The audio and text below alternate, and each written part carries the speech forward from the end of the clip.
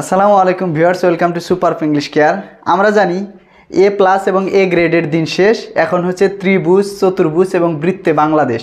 এখন আপনার কিন্তু অবশ্যই এই বিষয়গুলো জানতে হবে, কারণ আপনি যদি একজন শিক্ষক হন, অথবা আপনি একজন অভিভাবক, অথবা আপনি কেউই না, কিন্তু সাধারণ জনগণ, যদি আপনি এই শিক্ষা ব্যবস্থা সম্পর্কে অর্থাৎ নতুন যে কারিকুলাম আছে সেই সম্পর্কে যদি আপনি ন্যূনতম ধারণা পেতে চান, তবুও এই ভিডিওটা আপনাকে দেখতে হবে। তাহলে আজকে আমরা কি দেখব, যে আমরা আগে যে সার্টিফিকেট পেতাম, এখন কিভাবে শিক্ষার্থীরা বছর শেষে তাদের পারদর্শিতা কেমন অর্জিত হলো সেটার জন্য তারা পাবে রিপোর্ট কার্ড।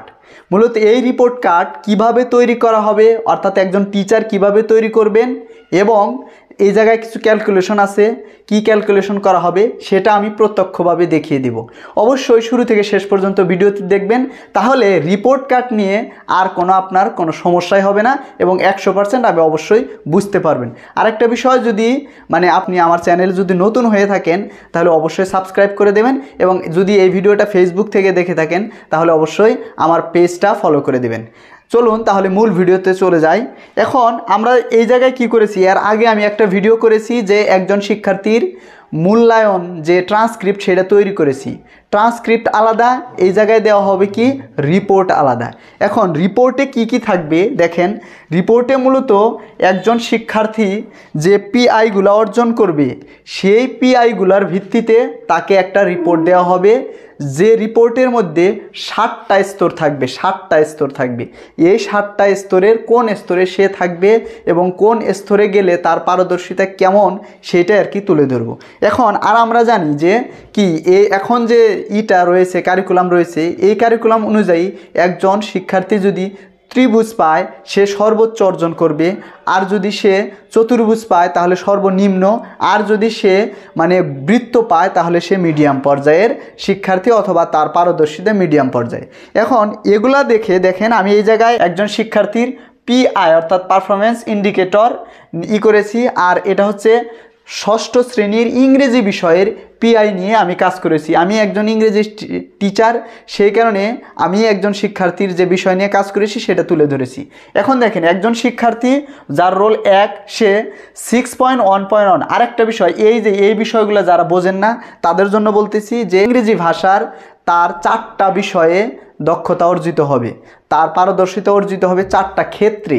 সেই ক্ষেত্রগুলোর আলাদা আলাদা ভাগ রয়েছে।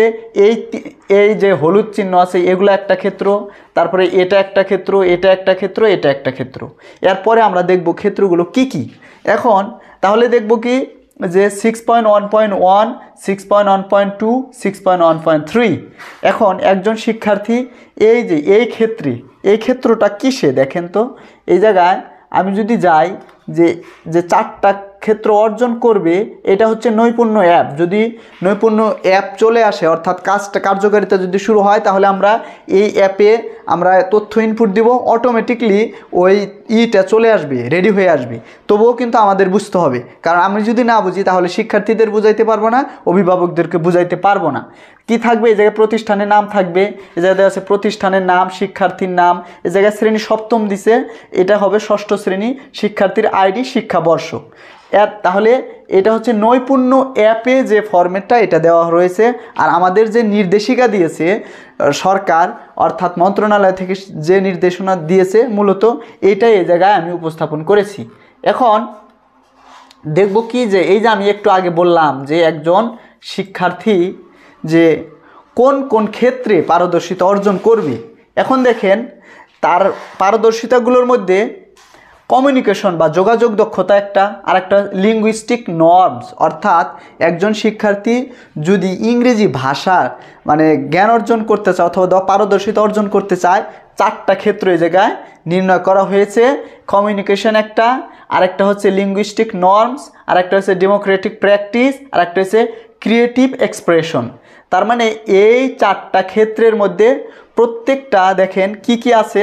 এই যে কমিউনিকেশনের মধ্যে যে একটা পিআই রয়েছে, এটা হচ্ছে 1 নাম্বার পিআই। এই 1-এর আন্ডারে আবার 3টা রয়েছে, সেই কারণে দেখেন 6.1.1 দেওয়া হয়েছে। এইটা কিন্তু কমিউনিকেশনের পারদর্শিতার ক্ষেত্র। আরেকটু বোঝানোর জন্য আমাদের যে দেওয়া আছে এই জায়গায় আমি একটু বুঝিয়ে দিই। দেখেন ইংরেজি বিষয়ে পারদর্শিতার ক্ষেত্র কি, এটা হচ্ছে কমিউনিকেশন। কমিউনিকেশন অর্থাৎ যোগাযোগ। এরপরে ষষ্ঠ শ্রেণীর সংশ্লিষ্ট একক যোগ্যতাসমূহ, মানে একজন শিক্ষার্থী যে একক যোগ্যতা অর্জন করবে। তাহলে 6.1 কি, ability to communicate with relevance to a given context. একটা মানে কনটেক্সট অনুযায়ী একজন শিক্ষার্থী কতটুকু পারদর্শিতা অর্জন করে, কিভাবে যোগাযোগ করে, এইটা মানে নিরূপণ করার জন্য আবার 3টা পিআই দেওয়া হয়েছে। তার মানে এখন আপনি মনে হয় ক্লিয়ার বিষয়টা, যে এগুলো হচ্ছে পারদর্শিতার ক্ষেত্র, আর এটা হচ্ছে মানে একক যোগ্যতাসমূহ, আর এই 6.1 হচ্ছে একক যোগ্যতা, আর 1-এর আন্ডারে আরও কিছু যে পিআই রয়েছে, সাব পিআই, সেগুলো হচ্ছে কি, এই যে সেই কারণে বলা হয় 6.1.1, 6.1.2, 6.1.3, তারপরে 6.1.3 তো শেষ, তারপরে 6.2.1, এইরকমভাবে। তার মানে এখন আমরা ওই ক্ষেত্রে আবার চলে যাই। তাহলে কি হলো, কমিউনিকেশনের যে 3টা রয়েছে 6.1.1, 6.1.2, 6.1.3, এখন এইটা কিন্তু একটা হিসাবের মাধ্যমে আমাদেরকে উপস্থাপন করতে হবে। অর্থাৎ ক্ষেত্র রয়েছে 4টা ক্ষেত্রে একজন মানে শিক্ষার্থী কতটুকু পারদর্শিতা অর্জন করলো, এইটা আমরা একটা কার্ডের মাধ্যমে যেটা দেখাবো, এই কার্ডে এরকমই থাকবে, মানে এরকম তোলা থাকবে। কি দেওয়া আছে দেখেন, এটার হিসাবটা কেমন, এটার হিসাবটাও আমি আবার এই জায়গায় তুলে ধরি। দেখেন হিসাব কি করতে হবে। প্রতিটি পারদর্শিতা স্তর নির্ধারণের উপায়, আগেই বলা হয়েছে প্রতিটি পারদর্শিতার ক্ষেত্রের জন্য সংশ্লিষ্ট পিআই সমূহে শিক্ষার্থীর অর্জিত উপায়সমূহ সমন্বয় করে ওই ক্ষেত্রে শিক্ষার্থীর অবস্থান নিরূপণ করা হবে। কোনো নির্দিষ্ট পারদর্শিতার ক্ষেত্রে শিক্ষার্থীর অবস্থান মূলত নির্ভর করে পিআই সমূহে তার অর্জিত সর্বোচ্চ অর্থাৎ সর্বোচ্চ হচ্ছে ত্রিভুজ চিহ্নিত পর্যায়, এবং সর্বনিম্ন কোনটা, চতুর্ভুজ পর্যায়ের পিআই এর সংখ্যার পার্থক্যের উপর। এখন এই কাজটি করতে নিচের সূত্র ব্যবহার করতে হবে। এখন নিচের সূত্রটা কি, নিচের সূত্রটা হচ্ছে পারদর্শিতার স্তর নির্ণায়ক মান সমান হচ্ছে কি, অর্জিত সর্বোচ্চ পিআই এর সংখ্যা মাইনাস হচ্ছে অর্জিত সর্বনিম্ন পিআই এর সংখ্যা, গুণন হচ্ছে কি 100, আর মোট পিআই এর সংখ্যা। এখন মোট পিআই ধরেন 6.1.1-এ মানে সে কি পেয়েছে, 6.1-এ সে পেয়েছে ত্রিভুজ একটা, আরেকটা পেয়েছে কি চতুর্ভুজ, এবং আরেকটা পেয়েছে সে বৃত্ত। তার মানে কি দেখতে হবে আমার সর্বনিম্ন এবং সর্বোচ্চ, তার মানে সর্বনিম্ন মাইনাস সর্বোচ্চ, তারপরে হচ্ছে কি যেহেতু 3টার মধ্যে সে পেয়েছে মানে ভাগ হচ্ছে 3, আর গুণন হচ্ছে কি, গুণন হচ্ছে 100। তার মানে এইটা হচ্ছে কি, এই 3 কিন্তু সব জায়গায় হবে না, কারণ হচ্ছে সর্বমোট পিআই যে কয়টা, ওই ক্ষেত্রের মধ্যে যে কয়টা সর্বমোট এটা দেখেন। এখন ধরুন কমিউনিকেশনের মানে এই ক্ষেত্রের একজন শিক্ষার্থীর আমি পারদর্শিতা নির্ণয় করব, সেই ক্ষেত্রে দেখেন তো কি হয়। এই জায়গায় হচ্ছে কমিউনিকেশন, এটাও উল্লেখ করা আছে, মানে এটা হুবহু এই ইয়েতে দেওয়া আছে, আমি সেই কারণে এটা তুলে দিয়েছি।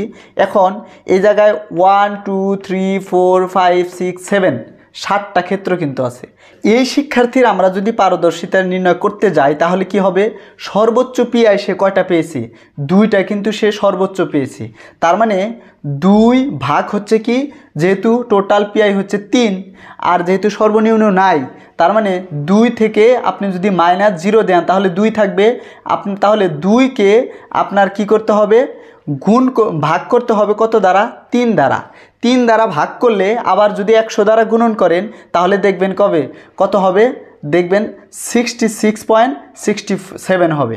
তার মানে এখন এইটা পর্যায়, সে কোন পর্যায়ে, আর এই কারণে দেখেন এটা পর্যায়ে আর পার্সেন্টেজ আছে, পার্সেন্টেজ অনুযায়ী তার পর্যায় নির্ণীত হবে। এই যে এই জায়গায় দেখেন, এই জায়গায় তার পারদর্শিতার যে 7টা স্তর কি রয়েছে, পারদর্শিতার স্তর নির্ধারণের শর্ত যদি 100 মানে অনন্য আপগ্রেডিং হবে কি, যে স্কোরটা যদি 100 হয়, অর্থাৎ সবগুলা পিআই যদি কোনো শিক্ষার্থী ত্রিভুজ পায় তাহলে সে হবে কি আপগ্রেডিং, অর্থাৎ 100% হবে। আর দেখেন 100%-এর নিচে কিন্তু 50 অথবা 50%-এর উপরে হলে কি হবে, অ্যাচিভিং অথবা অর্জনমুখী হবে। তারপরে হচ্ছে 3 নম্বরে হচ্ছে অগ্রগামী, অর্থাৎ অ্যাডভান্সিংটা কি হবে, মানে 50-এর অর্ধেক কত, 25 থেকে 25 অথবা 25-এর উপরে কিন্তু 50-এর নিচে, সেটা হবে কি অ্যাডভান্সিং।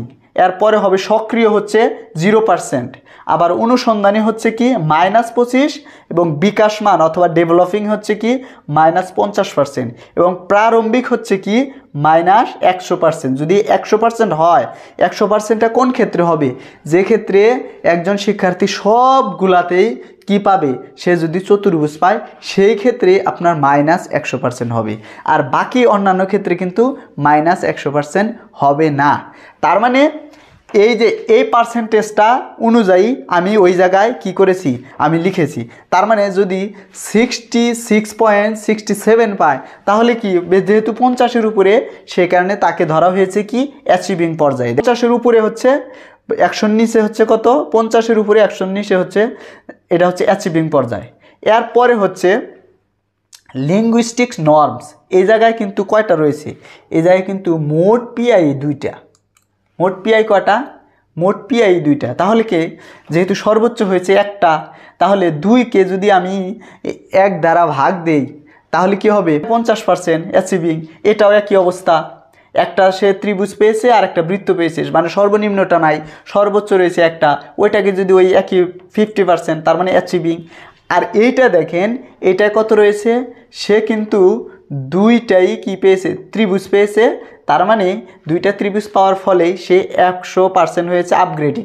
আরেকটা বিষয়, এই যে এই স্তরগুলা দেখেন, এই স্তরগুলা কি হবে, ওই যে যেরকম পার্সেন্টেজ অনুযায়ী তার এই যে এই স্তরগুলা মানে সবগুলাই লাল হয়ে যাবে। যে জায়গায় দেখবেন যে সবগুলাই লাল, সেই ক্ষেত্রে আপনি বুঝবেন যে সে কি আপগ্রেডিং পর্যায়ে। এখন যদি একটা কম থাকে, তাহলে বুঝতে হবে যে তার পারদর্শিতার স্তর আস্তে আস্তে কি হবে, কম হবে। তাহলে এখন মনে হয় যে আপনি একজন শিক্ষার্থীর সনদ দেখে অবশ্যই আপনি বুঝতে পারবেন যে শিক্ষার্থীটা কোন পর্যায়ে রয়েছে। সেটা হতে পারে আপনার শিক্ষার্থী, হতে পারে আপনার সন্তান, আর যদি আপনি শিক্ষার্থী নিজে হন, সেটা তো আপনি নিজেই বুঝতে পারবেন। তার মানে আমাদের এখন বিষয়টা হচ্ছে কি, যে 7টা পর্যায়ের যে কোনো একটা পর্যায় থাকবে। সবচেয়ে ভালো যেটা পর্যায়, সেটা হচ্ছে আপগ্রেডিং, আমরা আরেকভাবে বলতে পারি কি আউটস্ট্যান্ডিং। আর যেটা সর্বনিম্ন পর্যায়ে, সেটা রয়েছে কি মানে -100% যেটা, সেটা হচ্ছে এলিমেন্টারি। তার মানে এখন আপনি যদি আপনার সনদটা দেখেন, তাহলে আপনি অবশ্যই বুঝতে পারবেন, আর আপনি একটা সনদও রেডি করতে পারবেন এখন থেকে। আশা করি আপনার কাছে এই ভিডিওটা ভালো লেগেছে। যদি ভালো লেগে থাকে, তাহলে অবশ্যই একটা সুন্দর কমেন্ট করবেন। আর যদি আমার ইউটিউব চ্যানেল থেকে আপনি এটা দেখে থাকেন, তাহলে চ্যানেলটা অবশ্যই সাবস্ক্রাইব করে থাকবেন এবং আমার ফেসবুক পেজটা ফলো করবেন। ধন্যবাদ, দেখা হবে পরবর্তী ভিডিওতে। আসসালামু আলাইকুম।